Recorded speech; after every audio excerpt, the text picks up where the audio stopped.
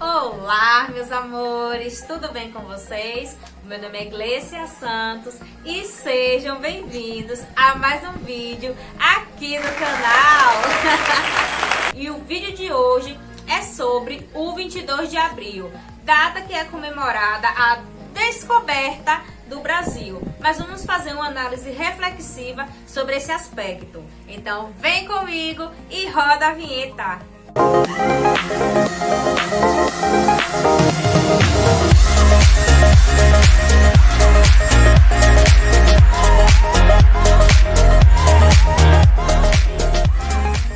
Meus amores, o 22 de abril é a data que marca a chegada dos portugueses ao continente americano, mais precisamente ao território que hoje nós conhecemos como Brasil, fato que ocorreu lá em 1500. E esse momento entrou para o nosso calendário como o dia do achamento ou descoberta do Brasil. Mas vamos fazer uma análise crítica e reflexiva a partir de uma contextualização histórica. Até porque esse período foi marcado por muitas conturbações, um grande choque cultural, resistências, alianças, conflitos. Então vamos lá! Quando os portugueses aqui chegaram, o território já era povoado por diversos povos originários de diversas etnias, culturas, línguas, religiões, etnias, que já tinham suas relações muito bem estabelecidas, ou seja, nada foi descoberto. Mas, Glécia, quando se pensa a descoberta do Brasil, é para levar em consideração que são novas terras, né, que os portugueses estão tendo contato, que é esse novo mundo. Como por muitas vezes o continente americano ficou conhecido pelos europeus. Porém, contudo, todavia, quando nós pensamos nesse processo de conquista, levar em consideração esse termo de descoberta é legitimar que todo esse território ele pertencia a partir de então, né, com a chegada dos portugueses, aos lusitanos, né, que pertenciam a essa coroa de Portugal. Então, negligenciando, marginalizando e não levando em consideração essas relações que aqui já eram estabelecidas. Então, por isso que nós temos que entender que o Brasil ele foi conquistado, porque os povos originários sempre resistiram e como ainda resistem, né, a todo esse processo de subjugação, de violências, a todas essas realidades. E essa questão não leva em consideração os povos que habitavam o Brasil há milhares de anos antes da chegada dos portugueses, como, por exemplo, os guaranis, que datam de cerca de 4.000 anos.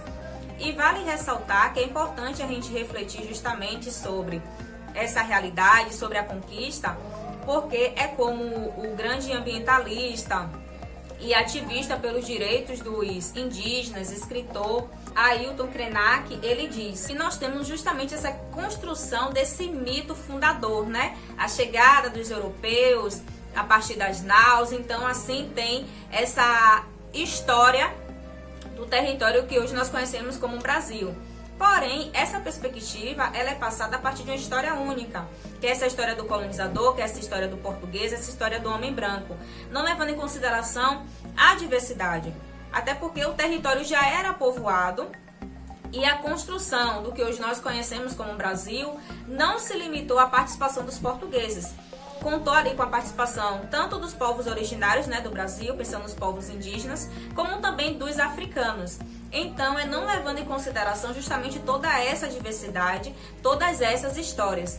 Por isso que é importante refletirmos, né, historicamente, sobre todos esses olhares que buscam limitar essa análise a partir dessa história única, colocando somente os portugueses como responsáveis pela construção do Brasil, ou também analisando que a história do nosso território só tem início com a chegada dos portugueses. Não, bem antes disso, várias histórias, várias relações sociais, culturais, étnicas, religiosas já existiam no território. Mas, Glécia, quais eram mesmo os interesses, né, dos portugueses? Bem, esse período foi marcado pelo sistema econômico do mercantilismo. Então, quando aqui os portugueses chegaram, eles estavam em busca, né, de metais preciosos, estavam em busca de riquezas e tudo mais. Após não serem encontrados metais preciosos, que era ali o grande interesse, né, dos portugueses aqui no território que hoje nós conhecemos como Brasil, tem o desenvolvimento da primeira atividade econômica, que é a extração do pau-brasil. E essa atividade, ela foi baseada a partir da relação do escambo. Então, assim, meus amores, nesse primeiro momento, essa relação, né, contou com esse choque cultural e também se deu assim de maneira mais amistosa. Porém, posteriormente, já tem a questão da tentativa desse processo de colonização do Brasil, que ocorreu ali nos anos de 1530, e com isso, a relação entre os povos originários e os portugueses já ganharam outros contornos. E, por exemplo, se antes essa relação se dava a partir do escambo, agora nós temos a escravidão sendo esse alicerce para estar estruturando aquelas relações. Porque assim, com a chegada de Martim Afonso, tem a inserção da economia açucareira. E para que essa economia ela realmente trouxesse riquezas, frutos, era necessário uma grande mão de obra que trabalhasse ali em longas horas. Com isso, para favorecer esse processo de conquista do Brasil, a partir do desenvolvimento dessa economia açucareira, era necessário escravizar os povos originários. E vale ressaltar que a conquista ela não se deu somente pensando esse viés econômico, mas também o viés religioso, porque os jesuítas também vieram para o Brasil buscando, catequizar, buscando estar convertendo os povos originários ao cristianismo. Inclusive, na própria carta de Pero Vaz de Caminha, tem esse olhar de buscar conhecer o outro, não para respeitar, não para agregar, aspectos à sua cultura, mas sim com esse intuito de buscar o quê? Colonizar, de buscar estar fazendo essa conversão ao cristianismo. E esse trecho da carta de Pero Vaz de Caminha assim diz: parece-me gente de tal inocência que se homem os entendesse e eles a nós, seriam logo cristãos, porque eles, segundo parece, não têm e nem entendem em nenhuma crença. Então, justamente esse olhar sobre o outro, esse olhar do colonizador que não respeita as diversidades e que não busca entender essas relações para respeitar, e sim, para tirar aproveito e conquistar o outro. E nós temos justamente todo esse processo de buscar ter essa inserção portuguesa na cultura dos povos originários, tanto que tem um padre Anchieta que ficou até conhecido como Pajé Branco, justamente por trazer essa aproximação com os povos originários, favorecendo todo esse processo de catequização. E assim nós podemos perceber que existiam dois projetos lusitanos para os povos originários. De um lado nós temos os colonos e de outro lado nós temos os jesuítas. Eu irei trazer até uma citação desse livro aqui, Uma História da Cidade da Bahia, de Antônio Rizeiro, que assim diz: os portugueses se achavam divididos quanto ao destino dos índios. Para falar em termos extremos, tínhamos a polarização entre os jesuítas e os colonos. Os jesuítas queriam transformar índios em cristãos. Os colonos queriam braços para as plantações. Para os Brasis, por seu turno, as perspectivas eram as piores possíveis. Embora houvesse dois planos lusitanos para o seu futuro, ambos apontavam, sem dúvida, para a destruição. Então, justamente mostrando como esse processo de conquista do território ocorreu a partir dessa negação da identidade, da liberdade dos povos originários. Mas vale ressaltar que esse processo contou com muita resistência, até porque os povos que já estavam aqui, eles não iriam se submeter de maneira assim tão fácil a todas essas imposições. E no caso, com o decorrer do tempo, depois de muitas investidas, depois de muitas ações, os colonizadores foram consolidando a conquista do Brasil.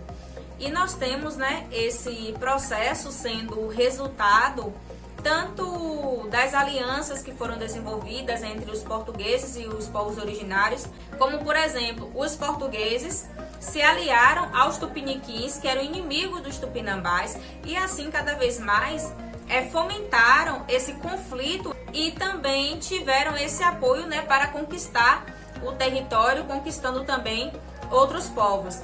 E vale ressaltar que essas alianças, elas também foram importantes para garantir a sobrevivência dos portugueses no território. Tanto, né, conseguindo alimento, conseguindo conhecer mais a região, se protegendo de animais perigosos e tudo mais. Outro ponto também muito importante foi a imposição religiosa, já que os jesuítas tinham esse intuito, né, de catequizar os povos originários, assim conseguindo novos fiéis. Inclusive, os jesuítas, eles defendiam que os povos originários que tivessem ali nos aldeamentos, que fizessem parte ali das missões jesuíticas, né, que já estavam ali passando por esse processo de conversão, não poderiam ser escravizados. Mas, se os nativos resistissem a esse processo de imposição religiosa, eles seriam submetidos à guerra justa, assim podendo ser escravizados, como também muitos eram mortos em combates, então mostrando, né, como os povos originários, eles não foram respeitados durante todo esse processo. Para além dessas questões, o extermínio dos povos originários também foi um fator que favoreceu esse processo de conquista, já que muitos morreram por conta da propagação de doenças, né, às quais eles não tinham imunidades, como por exemplo a varíola, a gripe, também por conta da escravidão, dos conflitos, das resistências. Então, diante de todo esse projeto político, religioso e econômico, teve a conquista, né, do Brasil, que foi resultado do genocídio de boa parte dos povos originários. Então, meus amores, a partir de tudo que foi dito, é perceptível que o dia 22 de abril é o momento de refletir, questionar, de levar em consideração todo o processo histórico e nunca esquecendo de se ater para as existências que foram desenvolvidas e que ainda são desenvolvidas pelos povos originários, já que foram os primeiros habitantes do Brasil, que já tinham suas relações sociais, culturais, étnicas, linguísticas muito bem desenvolvidas e estabelecidas. E a partir desse choque cultural, né, várias mudanças ocorreram. Por aqui eu encerro esse vídeo, espero que vocês tenham gostado. Se gostou, deixe seu like para estar incentivando o meu trabalho. Deixe aqui nos comentários dicas, sugestões, o que vocês acharam. Compartilhe com seus amigos, ative o sininho da notificação para ficar por dentro de tudo que eu postar. Se não é inscrito no canal, se inscreve. Tchau, tchau e até a próxima!